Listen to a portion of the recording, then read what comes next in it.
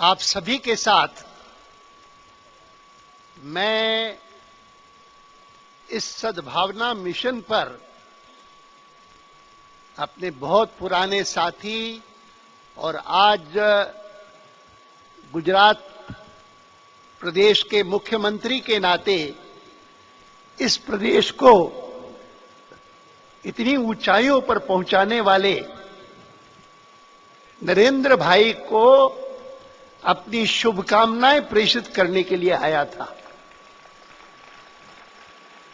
तनिक भर भी कल्पना नहीं थी कि इस अवसर पर नरेंद्र भाई के इस सारगर्भित भाषण के बाद मुझे कुछ कहना पड़ेगा, और इसीलिए मैंने अभी अभी आपके सामने नरेंद्र भाई से कहा कि इसकी आवश्यकता नहीं। मैं तो मानता हूं कि आज के अवसर पर आप ही का भाषण यह पर्याप्त था, लेकिन उन्होंने कहा कि सब लोग देख रहे हैं, आपका नाम घोषित हो गया है, आप दो शब्द बोलिए। इसी कारण मैं खड़ा हुआ हूं। जितनी बातें नरेंद्र भाई ने अभी कही, खास करके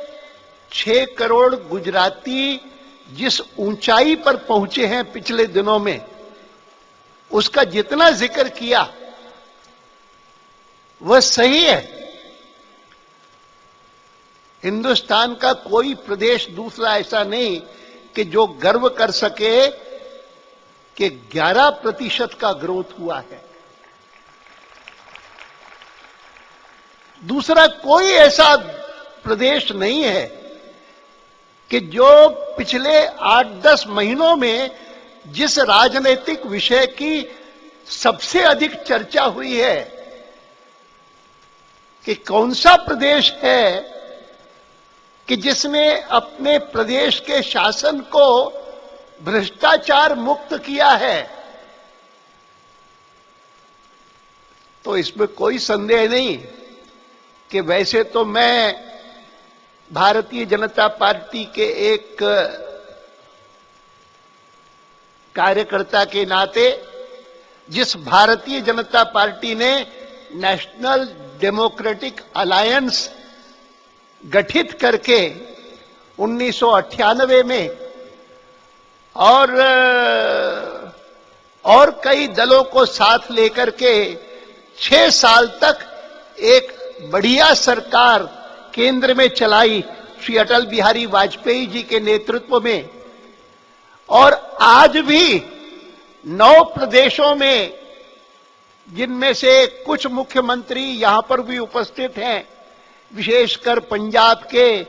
सरदार प्रकाश सिंह जी बादल और हिमाचल के प्रेम कुमार जी धूमल, और दोनों संसद के सदनों में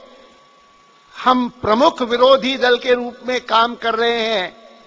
और राज्यसभा के हमारे नेता अरुण जेटली भी यहां पर उपस्थित हैं। मैं कह सकता हूं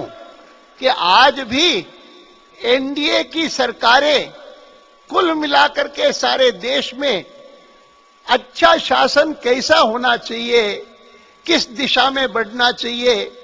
जन कल्याणकारी स्कीम्स किस प्रकार से बननी चाहिए, इसके कई प्रकार के उदाहरण दे रहे हैं। लेकिन इसमें तो कोई संदेह नहीं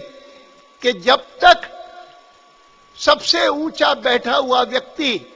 स्वयं एक रोल मॉडल नहीं बनेगा, तब तक वहां का प्रशासन भ्रष्टाचार मुक्त सर्वथा नहीं हो सकता। और आज मैं मानता हूं कि गुजरात ने अगर कई मामलों में एक मॉडल शासन का रूप धारण किया है, तो उसमें बहुत बड़ी भूमिका है कि शुरू से लेकर के नरेंद्र भाई इस बात के लिए दृढ़ संकल्प थे कि मेरी सरकार में ईमानदारी से काम होगा, बेईमानी को बर्दाश्त नहीं किया जाएगा। मैं ये मानता हूं कि हिंदुस्तान में अच्छे शासन की दृष्टि से आम व्यक्ति की सुरक्षा की दृष्टि से दो चीजों के प्रति जीरो टॉलरेंस का एटीट्यूड होना चाहिए। एक भ्रष्टाचार के प्रति और दूसरा आतंकवाद के प्रति जीरो सहिष्णुता, शून्य सहिष्णुता, ये अपना करके चलेंगे तो जिस प्रकार की कल्पना हम गुजरात के लिए ही नहीं पूरे भारतवर्ष के लिए करते हैं,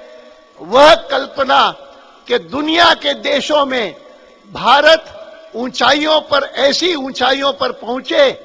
कि दुनिया सारी इस बात को माने कि 20वीं शताब्दी भले पश्चिम की शताब्दी रही हो,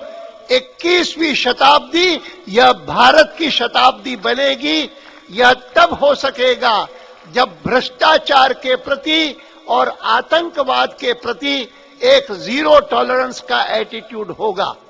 गुजरात में नरेंद्र भाई के नेतृत्व में यह दोनों बातें संभव हुई हैं। इसी कारण मैं समझता हूं कि आज वे यहां पर पहुंचे हैं कि जिस कारण से कुछ लोगों के मन में थोड़ी बहुत गलतफहमी हुई होगी, उसको भी दूर करने के संकल्प से यह सद्भावना मिशन उन्होंने शुरू की है। और उन्होंने कहा है कि केवल मात्र विकास के लिए नहीं, केवल मात्र सुरक्षा के लिए नहीं, लेकिन इसलिए भी कि दुनिया भर के सामने गुजरात एक रोल मॉडल बने सद्भावना का, शांति का, सहकार का, सहयोग का। इस दृष्टि से भी आज का यह यज्ञ उन्होंने शुरू किया है। मुझे विश्वास है कि यहां पर आए हुए सभी लोग इस दृष्टि से पूरी शुभकामनाएं और आशीर्वाद, मैं उनसे बड़ा हूं, इस कारण आशीर्वाद भी दे सकता हूं। यह आशीर्वाद देता हुआ मैं अपने ये दो शब्द समाप्त करता हूं।